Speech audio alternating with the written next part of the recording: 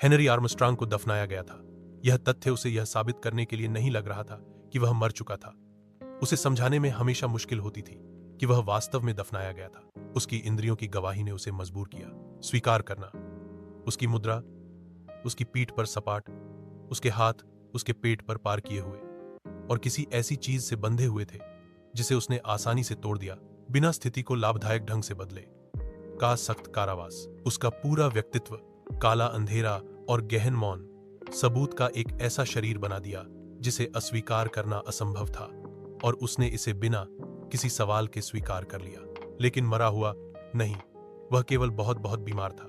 उसके पास बुद्धि, हल, अमान्य की उदासीनता और उसे असाधारण भाग्य के बारे में बहुत अधिक चिंता नहीं थी जो उसे आवंटित किया गया था। वह कोई दार्शनिक नहीं था, बस एक सादा सामान्य व्यक्ति जो उस समय के लिए उपहार में मिला था। जी, एक विकृत उदासीनता के साथ। वह अंग जिससे वह परिणामों से डरता था सुस्त था। इसीलिए अपने तत्काल भविष्य के लिए कोई विशेष आशंका न होने के कारण वह सो गया, और हेनरी आर के साथ सब कुछ शांत था। आर्मस्ट्रांग, लेकिन ऊपर कुछ हो रहा था। यह एक अंधेरी गर्मी की रात थी जो पश्चिम में कम बादल में चुपचाप आग लगाने वाली बिजली की छिटपुट चमक से गुजरी थी और एक तूफान का संकेत दे रही थी। संक्षेप में, हकलाते हुए प्रबुद्धता ने कब्रिस्तान के स्मारकों और हेडस्टोन को भयानक स्पष्टता के साथ सामने लाया और उन्हें नाचते हुए प्रतीत हुआ। यह एक ऐसी रात नहीं थी जिसमें कोई विश्वसनीय गवाह था, शायद एक कब्रिस्तान के आसपास भटक रहा होगा। इसीलिए 3 आदमी जो वहां थे, हेनरी आर्मस्ट्रांग की कब्र खोद रहे थे। उन्होंने खुद को उचित रूप से सुरक्षित महसूस किया। उनमें से 2 एक मेडिकल कॉलेज के युवा छात्र थे, कुछ मील दूर। तीसरा एक विशालकाय नीग्रो था जिसे जेस के नाम से जाना जाता था।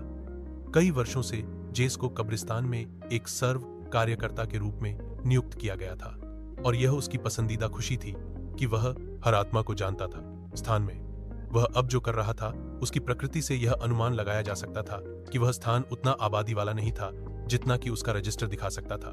दीवार के बाहर मैदान के उस हिस्से में जहां सार्वजनिक सड़क से एक घोड़ा और एक हल्की गाड़ी इंतजार कर रहे थे। उत्खनन का काम मुश्किल नहीं था। कुछ घंटे पहले ढीले ढंग से भरी गई कब्र की मिट्टी ने बहुत कम पेशकश की, प्रतिरोध किया और जल्द ही बाहर फेंक दिया गया। अपने डिब्बे से ताबूत को निकालना कम आसान था, लेकिन इसे बाहर निकाल लिया गया क्योंकि यह जेस का एक आवश्यक अंग था, जिसने सावधानी पूर्वक ढक्कन को खोल दिया और उसे एक तरफ रख दिया। प्रदर्शन किया। काले पतलून और सफेद शर्ट में शरीर। उस पल में हवा आग में बदल गई। गड़गड़ाहट की एक झटके ने स्तब्ध दुनिया को हिला दिया, और हेनरी आर्मस्ट्रांग शांति से उठ बैठे, अस्पष्ट रूप से रोते हुए। पुरुष डर से भाग गए, प्रत्येक अलग अलग दिशा में, क्योंकि पृथ्वी पर कोई भी उन्हें वापस आने के लिए मना नहीं सकता था। लेकिन जैस एक अलग नस्ल का था। सुबह की धुंध में 2 छात्र चिंता से फीके और थके हुए और अपने रोमांच के आतंक से अभी भी अपने खून में उथल पुथल मच रही है, मेडिकल कॉलेज में मिले। तुमने इसे देखा? एक ने चिल्लाया।